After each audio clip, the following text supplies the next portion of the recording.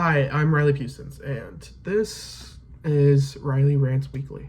Um, so I've been kind of procrastinating this a little bit. I had some things I had to get done, but ever since something pretty traumatic happened, I decided to pull the trigger on this. I've always really wanted to do like a YouTube channel where I like just talk about things that I find important to me, specifically politics.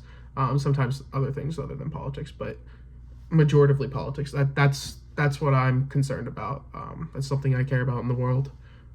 So I'm probably gonna put out videos every week. That's the goal, like weekly videos. I mean, that's why it's called this. If I have something that I find specifically interesting or informative that I care about talking about, I'll do my best to make a video about that specifically and like not make that with the weekly things. But majoritively, it's just gonna be me talking about what happened in the past week. And of course, it's gonna be a little scuffed. I'm sure the audio is a little weird today, but as we're getting started, that's just something that's gonna happen because I'm not gonna sit around and wait until I have the right equipment. It's important to me that I talk about the things that are important. Okay, so starting off first, we have a lot to get to, but the first thing I'm talking about here is the Golden Dome project that Trump is proposing. He's proposing spending $175 billion on this project, much like the Israeli Iron Defense project that we maintain and fund. It would be a mechanism to shoot down potential missiles, and he's made comments about nukes, but I think it's more so just non-nuclear missiles is the overarching goal here, which personally, I'm not a big supporter of the state of Israel. I mean, duh. But I do find the Iron Dome as a piece of technology pretty cool. I mean, what's better than a bullet that shoots down bullets? It's basically using it's basically using guns which normally kill people to save lives, and I do think that is cool. I don't disagree with that, but there's something to be said about a lot of the things that are problematic with this.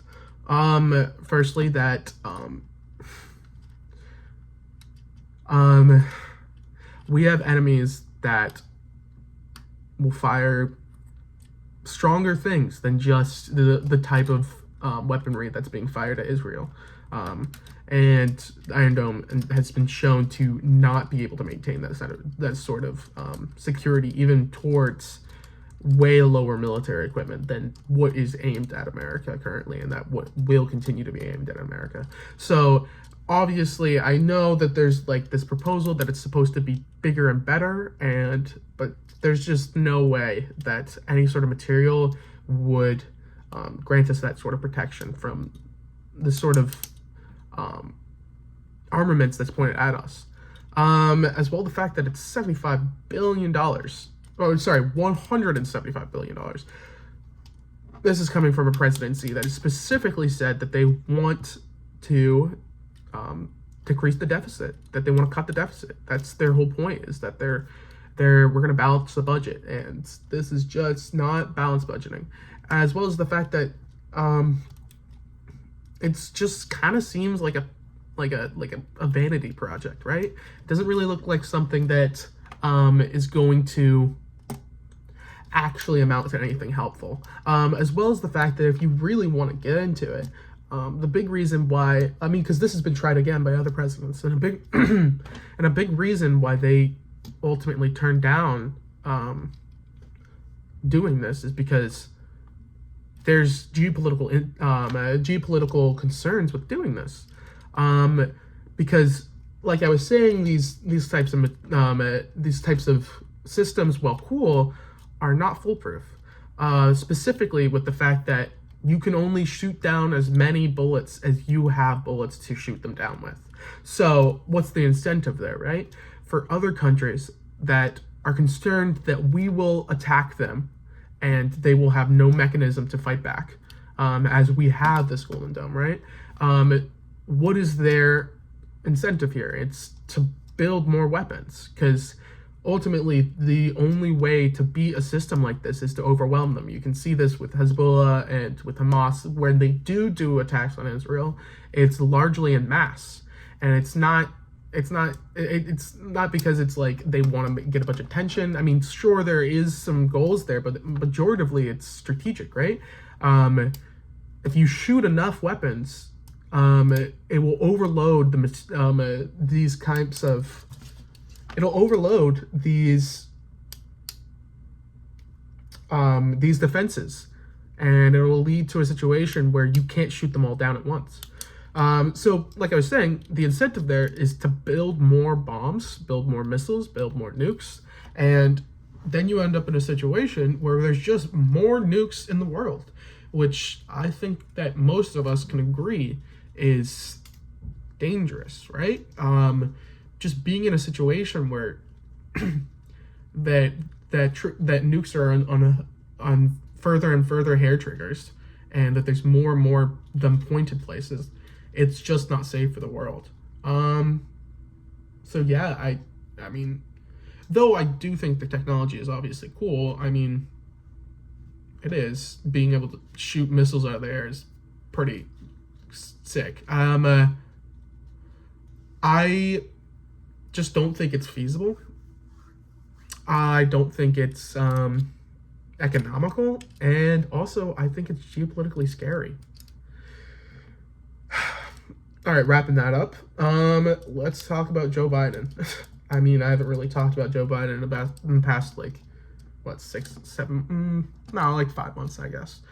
And man, do I still get a little angry when he speaks. I thought it was just that, like, I was mad when he was in power and when he, like, wasn't doing things that I was advocating for. But ultimately, I think I'm still mad at him because I blame him for us getting in a situation where we have a second Donald Trump presidency.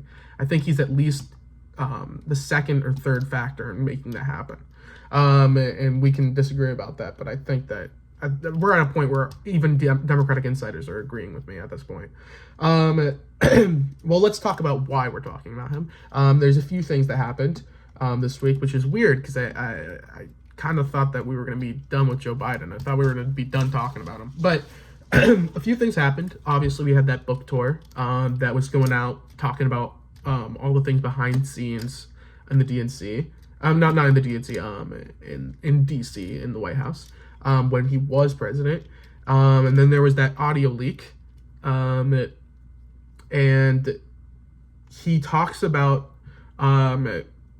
it's this audio leak going from, and you should look it up because you want to hear this. It's quite insane.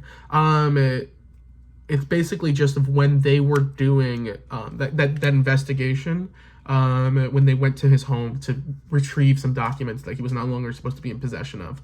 I believe it was because he was, it was from when he was the vice president or something to that degree, and he was no longer the vice president, or he just didn't have the authority to hold those documents. It was under that whole saga whenever it was happening with Trump and Biden at the same time. Anyway, not important. The main important thing is that there's an audio leak from this time, which is in the middle of his presidency. It's not like, it's not at the very end, it's not at the very beginning. It's like, it's in the middle of his presidency when he should be, you know, the most capable and should be getting the most stuff done. When he is at the, like, in the very middle, like that's when you do all the meat. And the audio wasn't good. It just wasn't good. You should listen to it. You should listen to it yourself. It's to be fair, what I expect from like a 70, 80-year-old person. And that's okay. I'm not mad with someone that's 70 or 80 being old and therefore forgetting dates. And I mean, he forgot the date of his son's death. He was forgetting the date of when Trump was elected, the first administration. He was asking his aides for these dates, and It's not. I'm not mad that he's old. You can be old, you can forget dates. I mean, he's been in politics for so long. I'd probably be forgetting dates too. But if I'm at his age and I am like seeing that and I'm having to ask my aides when my son died, like, I'm not going to run for a second term. And I'm going to find any way possible to delegate my responsibilities to someone that's capable and able to move the party forward. And he just didn't do that. He just didn't do that. And that's selfish, because he sees himself as an individual that could beat Trump. And sure, he barely did the first time. I don't disagree, but it's like this narcissism that no one else can beat him and that you have to be the one to beat him. It's what doomed us. It's what put us in this position where we have a second Trump presidency. I don't know how else to say other than the fact that it's severely disappointing. And then he went on the I believe on The View, and he spoke about how he's just fine, how he's great during his presidency, and his wife stuck up for him, which is, I mean, look, I get it. You want to stick up for your husband, but also you have enabled this man to be narcissistic and continue to run a country poorly and set us up for failure. It's her and it's his son who are just in his ear telling him that, oh, no, you're not too old, you're fine. But clearly, he's too fucking old. He was too old. He needed to get out of the office. And then we came out with he came out recently with the cancer diagnosis, and like, obviously that sucks. He has cancer, and like, but it's, I don't know. At this point, it's hard. It's really hard to be sympathetic for a man that's done the type of things that he did in office. I've heard people make comments along the lines of, go find a treatment center in Gaza to go help you out with that cancer diagnosis. And I've heard people say that the only reason that you might even have a chance is because you don't have to deal with the healthcare systems that we do, and because he's got platinum level healthcare. So if anyone at the age what he has and how bad his diagnosis is able to survive, if anyone can, it's him, because of his outrageously good coverage, which is good. I don't think it's a bad thing that he has good coverage. What I think is a bad thing is that we don't have that coverage. That it's only the people that doom our country that have the type of coverage like this. And, I mean, it's really hard to be mad at a man with cancer. I get that. But sometimes you get what's coming to you. He did something so impactful to our country, and negatively impactful to our country and to other countries, and it's just, the sympathies run out. I do hope he gets better, obviously, because no one should have to die from cancer, but I'm not, I think that what Trump said, and, or more accurately, whatever Trump's agent had to say, was probably a lot kinder than I would put things. I hope for a recovery, but I don't really have a lot of sympathy. Moving on, because God, make me stop talking about Biden. I hate talking about Biden. Because genuinely, it's just like pulling teeth. It's pulling teeth, because I end up in arguments with people that ostensibly agree with the same things that I agree with, but they don't see the complete lack of just cognitive ability and administrative lead. Anyway, no more Biden. Trump in the Middle East tour. Okay, so he just got back, but I mean, even we're at this point where the escalation with Gaza, I mean, we got to talk about it. The escalation with Israel and Gaza is just to an absurd point where even Donald Trump is done with the administration inside of Israel. They're done with Bibi. He's done. He's done. He's because like Biden. I don't know why he was such a like Zionist, but Trump, sure, ideologically, I believe is a Zionist, but he doesn't care. He really doesn't. He doesn't care. He's not like a hardcore Israel guy. I mean, I'm sure he'll go up there and say he likes Israel, but he's just like, he doesn't care. What he cares about is people kissing up to him, people kissing the ring, people telling him he's great and that he's a great leader. He likes that. He doesn't like people saying you're not being sufficiently anti-Hamas enough.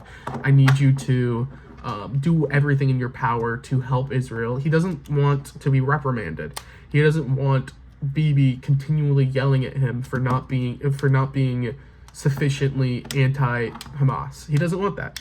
So he's tired of, him not listening to him. He came in here to be the no wars candidate, and obviously he's done a terrible job with that. But it's frustrating. I'm sure it's frustrating to him that Bibi is not trying to put an end to this. He's not, and so he's done. He when he went to the Middle East, he didn't meet up with Trump. With Bibi. He went to surrounding Arab nations and started working out peace deals between them. He got a stop to the fighting with the Houthis, which is good. Ultimately, an end to fighting is good, but I'm not too upset because it's like I'd rather him go and talk to people that at this point I consider to be more sane actors than Israel, and that's a bit of an insanity to me, because like I don't know. As I was growing up, when people talked about the Middle East, they talked about Israel as the only sane nation in the region, and they talked about Saudi Arabia and like the UAE as being insane places and where there is no reasonability, and obviously there's a lot of crime. There's a lot of things there that I don't appreciate, and that I'm sure people like you don't appreciate it either. But it's at least these people are people that will sit down, talk to you, and work something out, and not just yell at you for not giving them as much money as they possibly want. And we're at that point where Bibi's kind of at his limit, and I maybe things turn around. Maybe I turn on the news tomorrow and we're sending more money to Israel, and actually we're gonna bomb Gaza ourselves. I'm not saying that, and I'm not saying things are gonna get better for Gaza anytime soon. It's crazy to me that Trump had his limit of Benjamin before we're even a year in, and Biden is still riding with Bibi. Sure, ostensibly around, but he's said things like he doesn't support some of the things that he's done, but ultimately he has never done anything to specifically hurt his chances of getting money, getting funding, getting power inside of Israel. And I don't know. It's nice to see someone that is a genocidal maniac at least be told to shut the fuck up. That's nice. It's a little bit nice. And actually, while we're talking about nice things, let's talk about Elon Musk and how everything's going pretty bad for him right now. And I'm happy. Like I know it's bad to be like the type of guy that's like,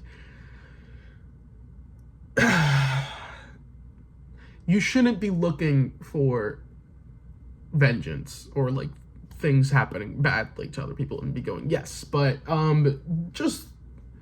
he's just such an awful person. Like, let's just be honest, he's an awful Nazi person, and I don't fuck with Nazis. I'm tired of having to fucking hear about him, having to see him. So he's quitting politics. Like, I kind of buried the lead there. He's quitting politics, and he's getting out. He did a little press conference where he said that he's probably not going to be donating as much in the future, which, I have my thoughts about it. Obviously, I'm glad that I don't have to see his fucking face, selfishly. But I also think that he personally is detrimental to the Republican Party's cause when he's at the front of it. When he's championing parties, when he's championing specific candidates, when it's anything other than just him giving money, he's a detriment. And that's unfortunate because I'd like them to keep losing.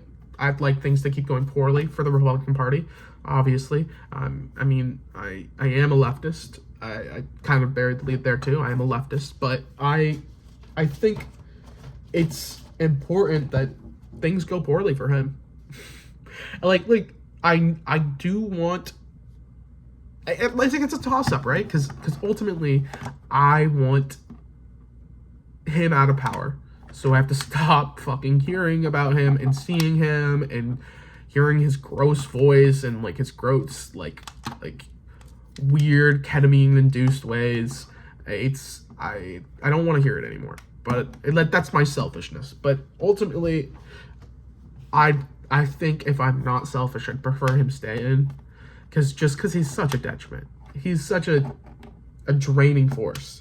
And also, the more time he spends on politics, the worse all of his companies get, except for, I mean, we can talk about Starlink. Starlink's doing pretty well because of his involvement in the government. But the more time that he spends in the government, the worse Tesla goes, and the worse, like, Twitter goes. Like, it's...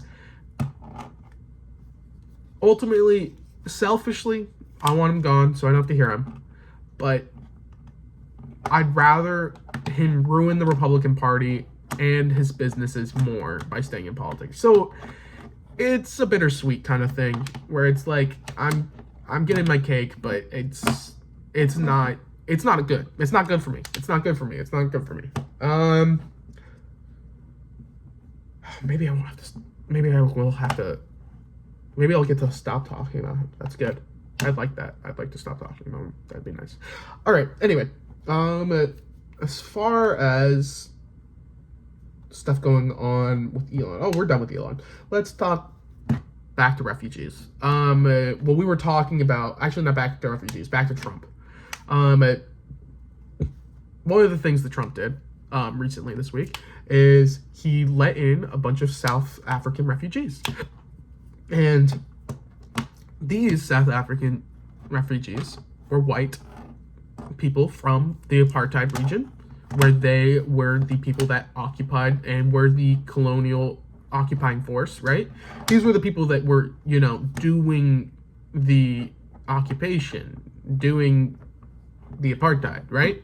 And so to call them refugees is kind of crazy. There's this whole crazy myth that they think that there's some sort of white genocide happening inside of South Africa, which it's crazy. Like, just about every institution other than Trump himself is saying that there's no white genocide. There's just not. And people inside of South Africa are obviously denying this. And there's just no evidence of the case. People aren't like going out and killing white people in the street of South Africa, and but also, let's be honest, these are kind of vile people. Like, depending upon their age, obviously, and how close they were to people that were directly a cause of the apartheid themselves, these are usually vile people. These are people that put themselves in a position of power over the indigenous people of South Africa, right? Like, legitimately awful.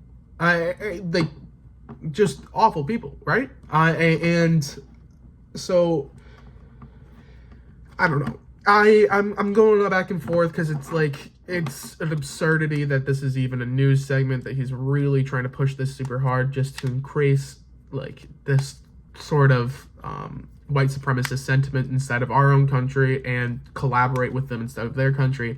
It's just, we're the bad guys. It's crazy. It's just, we're the bad guys right now. And it's like, everyone that's ever been a bad guy, anyone that's ever been like a colonialist or like an occupying force that's doing terror and has done like a genocide and stuff like that, we're like, yeah, you guys are cool, we're gonna hang out with you guys. Like, we are ostensibly being the bad guys right now, and it's like, it's not really close, like at all. It's not like, well, I understand. No, we are the bad guys. But to round that out, I mean, I think it's crazy that they're coming here saying that they've done genocide, because obviously these people aren't. I'm mean, sorry, saying that they're refugees. Sorry, excuse me. Saying that they're refugees because, you know, I've done a bit of a background into what they are, what they say they are, and like a lot of these people are like just straight up like xenophobic Nazis, and not xenophobic,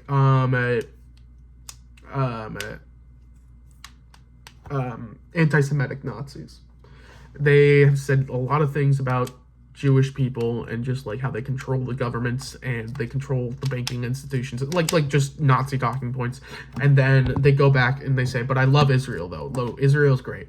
So these are Nazis, like just straight up. A lot of them are Nazis, not all. Some of them are just perpetuators of apartheid, but a lot of them are Nazis. So I mean, you know what? If you want to come over here and leave, what is to be, I mean, because the apartheid is over, but I mean, people are still benefiting if they were, you know, white before it ended. Like, because now it's no longer an apartheid and it's just a class society where the people on top are the people that are white.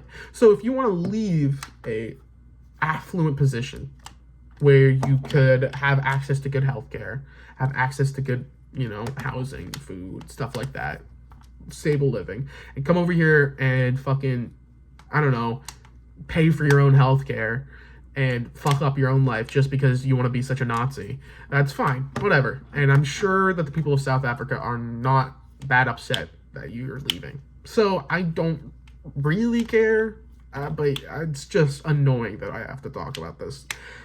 I just want to stop talking about Nazis. Like, genuinely, why can't they just go away? I just want Nazis to go away. Okay, we jumped around a little bit. Back with Trump, one of the silly things that he did was he had a bit of a yelling match with Walmart.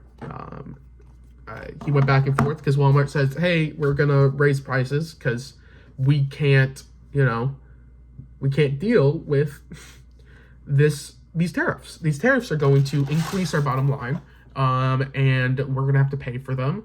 And the consumers, are going to have to eat that cost because we run on tight margins right now. They run on tight margins. I think it's 6% profit, which is, I think, better than airlines, but like not by a lot. And so they do run on tight profits. So profit margins. They run on tight margins, and so their ability to pass that to eat that cost is limited. If, you know, they are going to operate like a capitalist institution instead of America, which I would suspect is what Trump wants them to do because he's a big capitalist. I mean, or so he says. I personally don't. I want them to eat the tariffs. Because, I mean, I'm not a capitalist. I don't want these institutions to raise prices on us. I don't want that. And so I can be sympathetic to this whole yelling match that he's yelling at them for saying they're going to raise his prices. I can be sympathetic to that, but I'm also like, you did this. Like, this is all on you. If you want to make it so that they have less profits and you want, and not passing it along to the consumers, then, you know, just tax them. Like, genuinely just tax them and then make these laws that we were trying to put in place with Joe Biden and Kamala Harris, where we were going to do anti-price gouging laws. We were going to do that. I mean, they said they were going to do that. We don't know they were going to do that, but we're going to do that. Then do that, but that's not what he's going to do. He's not going to do that. I just vehemently do not think he's going to do that.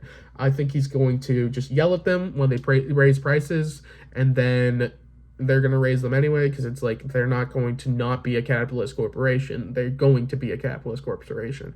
It's just funny because it's like, I don't know, do you caused this problem and then now you're mad that they are reacting to your problem in the way that a capitalist corporation would, like, it's just utter insanity. Like, another reason why Trump is just not a capitalist and straight up a fascist, because he doesn't believe in capitalist dogma, and I don't either. I mean, but no, he doesn't not believe in capitalism. Like, he thinks that, workers deserve rights and money. They deserve to be paid a fair wage. We should be allowed to, like, eat food and live without dying on the street.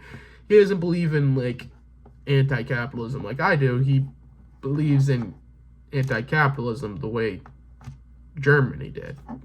Like, that's he's a fascist. Like, that's why he's mad here.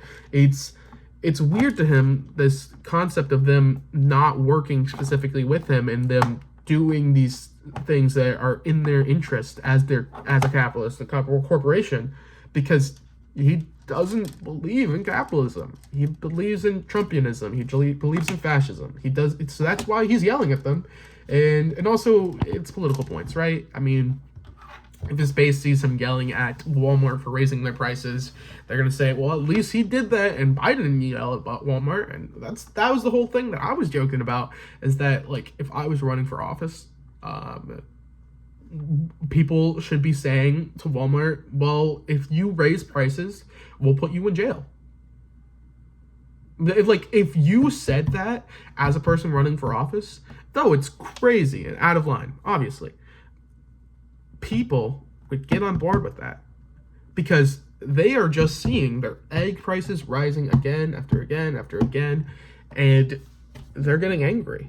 And I'm getting angry. I don't shop at Target anymore because it's too expensive, and it's just this insane acceleration of inflation and greedflation is just making people angry. So if you could channel that resentment into some sort of campaign or slogan or messaging would be good. And I mean, that's what he's doing to a degree. It's obviously just like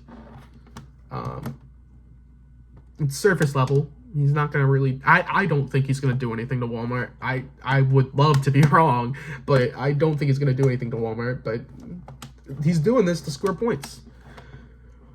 Okay. Well, man, it's all Trump. I mean, that's kind of the point, right? That's the entire point of this presidency. It is all Trump. Well, let's talk about a little bit of econ. I want to get out of I guess we were just talking about econ. Let's talk a little bit about music. Speaking of music, I'm sure you've probably heard about it. The new Kanye song is kind of insanity. It just is. I mean, I'm not gonna repeat it, but it's like, look it up. It's just continually HH the entire song, and the reactions are, I would say, before I would say crazy, I'd say it's absurd who is supporting this, but it's we're not in 2015, 2016 anymore. There's the same people that are like, oh yeah, this is fine. Like, the same people that we know are gonna say that. The type of people like Joe Rogan, which he specifically said you shouldn't say that. But he's saying, oh, but it's transformative to make like a song about, saying HH again and again in a song. That's really good. And the same people that are really pro-Israel seem to be using this as an opportunity to say that I mean, that is the one thing that's very detrimental, is that Kanye will go and do this, and then he'll say, fuck Israel. And then people that support Israel will use this as an opportunity to say, well, see, everyone that hates Israel is a Nazi. Which is just not true. It's just not true. I don't like Israel. I'm not a Nazi. I've spent a large portion of this time saying that I don't like Nazis, clearly. But it's it's unfortunate because the same sort of like dude bro podcasters are saying that, man, this song's kind of goes hard though, and that's what I'm fucking having to listen to is people saying that, nah, he actually snapped with this one, when it's like just a song of him going HH again and again and again. It's I don't know. It was a big deal in 2019, or I guess it was like 2020 when he came out being a Nazi with the Black Lives Matter thing. I mean, no, sorry, not the Black Lives, the White Lives Matter thing with Candace Owens. But it's just not surprising anymore. It's not transformative. It's not new. Nazism, and if we're being so honest right now, is widely accepted across America. A lot of people are Nazis and are Nazi sympathetic. And this whole, man, he's breaking boundaries is just crazy to say when we got DT in office, you know? It's just, you know, it's not transformative. It's not new. It's just vile, hateful shit. And I don't want to fucking listen to it anymore. And then fucking, we have Ben Shapiro talking about it too. And I don't want to hear Ben Shapiro talk anymore, ever. Kind of crazy where Ben Shapiro is now. Side tangent, obviously, but I don't know if anybody here watched that video from Ben Shapiro talking about how it was bad. I mean, like, I just don't get who that's for. It's like, who in your audience, Ben Shapiro, do you think wants to hear about, like, anti-blackness, but doesn't want to hear about HH in a song again and again? Because ultimately, people are fine with being Nazis now. They're just fine with it. They're fine with it. It's not like, well, maybe I don't like black people, but I'm not a Nazi. That doesn't happen anymore. No, people are Nazis. Like, people are just Nazis. Like, they will say that they don't like Jewish people. It's not even like me being like, it's secretive and it's hidden and people will say it behind closed doors. People will just put it on fucking Twitter. People will put it on fucking Twitter. It's insanity. I like the type of people that are like on the right that are like condemning this. I mean, obviously you should condemn it because it's bad, but bro, that's your audience. That's your audience. Those are the people that listen to you. People in your like comment sections are like, bro, but isn't the song kind of good? Like that's bad. What is your opinion right now? You're a crazy person. How can you be a right-wing reactionary content creator and be anti the Kanye song? It's crazy to me. But following that line of music, let's talk about Trump and the Sean Combs trial, obviously coming up. He had a lot of friends that have not been tried yet, and a lot of them, reports are saying that they're cozying up to Trump and his administration. It's just strange. They're looking for some sort of amnesty or, like, to be taken out of the spotlight for this and to be given a little bit of leeway when it comes to the types of things that they did with him. It's just strange that Trump keeps hanging out with pedophiles and like degenerates and like sex offenders, you know, and it's just weird. It's weird how that keeps happening. Someone should think about that and like investigate that. Maybe it's because he's a pedophile too. Maybe it's because he's a sexual assaulter too. I don't know. It's crazy that people just don't call him a rapist and a pedophile. People just don't do it. Like if you went on news and someone were to talk about Trump and they don't like him and they don't use the verbiage of like pedophile, Nazi, like rapist, like if they weren't to say that, I'd be like, you're holding back. Because it's clear what he is and what he does. It's not like, it's not really a secret. He was on the list. I mean, he had that trial, and you know, he was friends with you know, well after he was convicted. It's weird how many fucking pedophiles keep hanging out with Trump. It's weird. I mean, I guess it's strange that like a part of the party that largely didn't like largely was like accusing like congressmen of just being like liberal congressmen of being like pedophile weirdos, which I mean some of them might be. I'm not saying they're not, but like this part of like this fringe group, this QAnon group that's like their whole thing was we don't like we think everyone inside the government is a pedophile, and their big guy loves pedophiles. Like, let's be honest, Trump loves pedophiles. He just is always seems to be like friends and around pedophiles. It's just insane that like it just the contradictions, the contradictions are just absurd to the point where you can't like not laugh. It's just I'm honestly it's hilarious. All right. We got two more things to talk about. First thing, no, let's talk about subscription. No. Let's start with the credit rating. So big deal. Credit rating dropped from AAA to just AA, which to you people that are listening probably doesn't sound like a big deal, and I can understand this. This is a foreign like economic concept. Why do we even fucking care about AA and AAA and whatever? What does that even mean? Okay, so basically all this means is that like we all have credit ratings as humans, as individuals, but countries also have credit ratings, whether or not they're good at paying their money back, whether or not they're reliable at putting their money back, whether or not it's expected that they will, as far as like their financial situation currently, and what they expect to take out, and like how much of that budget, how much of their taxes go to paying off their debts.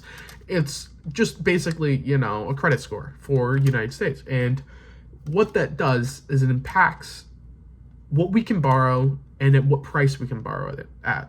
Because we borrow money because we don't make enough money currently with taxes to cover all of our spending. We don't. So we have to borrow money. And when we borrow that money, we borrow it from other countries, we borrow it from other citizens, we borrow it from people. And those people, they look at these ratings, right? This AA and this AAA.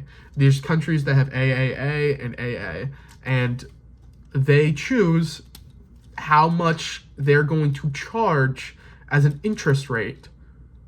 Or more accurately, they choose how much they are willing to give you at a certain interest rate to give you money, right? So, sure, I don't know the specifics about the interest rate currently, but what I can tell you is that the higher that our interest rate goes for that money that we are going to have to pay off, the harder it is for us to get out of debt. And then we end up in this Japan situation where we're just spiraling and spiraling and spiraling into further and further debt, and making it harder to get out of that debt, making it more, making the interest payments on getting more debt higher and higher. It's a spiraling effect, and this has been happening for a while. This spiraling effect, ever since we cut taxes like a long time ago. Ever since we cut taxes and we started ballooning our deficit. It's a big deal, and this is like the end result of that.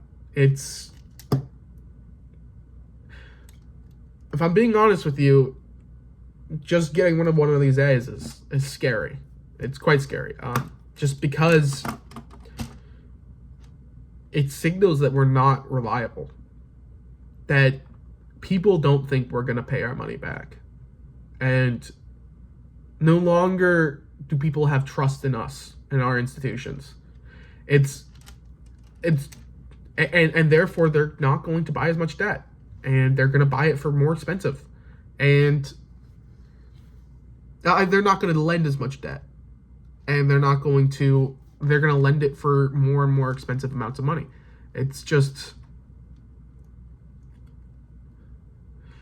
it's concerning to me that if we don't, start taxing people that are making billions of dollars a year, that we're never going to get out of this situation. It's scary. But it's not over. We still have opportunities to turn it around, but it's scary. Anyway, I don't really have a lot to say about that, actually. It's pretty depressing. Let's talk about something a lot less depressing. Subscription drugs. Yes, that's so much less depressing. Yeah, so a big thing happened earlier this week where Trump came out and he said he was going to slash prescription drugs, just like Biden said he was going to do it, which he did do, and then Trump reversed it. But he is specifically going to make a what's it called? An executive order to cut prescription drugs, because drug prices. I'm not going to go into a huge amount of detail with this, but basically we pay way more for our drug prices than other countries do, and basically what this legislation would do would be to say that you cannot charge us. We will not buy it for any amount higher than you already charge to other nations, because we are the highest by far, therefore making ourselves in a situation where we are getting the same price as everybody else. That price for everybody else might increase, but ultimately for us it would decrease, which is like an American first policy that would lower subscription drug prices in America. And the only problem with that is that this isn't the first time he's done it. He did it before in the first administration, and ultimately, I mean, I'm not expecting you guys to remember, but it went pretty poorly. Because they just struck it down the courts, because he doesn't have the authority to do that. He just doesn't have the authority to do that, just like he doesn't have the authority to do all these other shit that he's doing right now. And so if he wants this to get done, he should support legislation within Congress to get this done. Just as Bernie Sanders said, it won't work if you do it this way. You've already tried it. Biden already tried it. It won't work. You need to support legislation, which I would support, which a bunch of Democrats would support. But I don't think that's what he wants. I think that all he wants is, an opportunity to look good for the American people, while knowing he's not going to actually have to deal with the consequences, and B, he wants another reason to attack the courts, because this ultimately will have public appeal, will have public support, and if the courts strike it down, people are going to get angry about it, and it's not going to be angry about it like they're angry about anything else. They're going to be angry about it because it's a real issue that affects Americans. So I can it's just not to get done what he wants. I'm tired of the charade of fake populism, of fake appeal, of fake anti-corporatism, anti-capitalism from this fascist Nazi party. It's just, you don't care about the citizens, and you don't care about drug prices. You just care about public support and about attacking the courts that are the only thing protecting us from insane dictatorial rule. All right. I think I've said what I had to say about that. Obviously the future looks pretty bleak, but we have to hang in there. I mean, the history keeps moving forward, and you can't be upset just because you're in a time of change. You have to adapt to it and keep going. Okay. Things will get better. They will. Because they always eventually do. I think that's all I have to say of this week. I'm going to try and put out something around the same time as this is coming out next week. Hopefully Friday, maybe Saturday. We'll see. But with that being said, have a good day. Subscribe, like it, whatever, the YouTube shit is. And have a good one.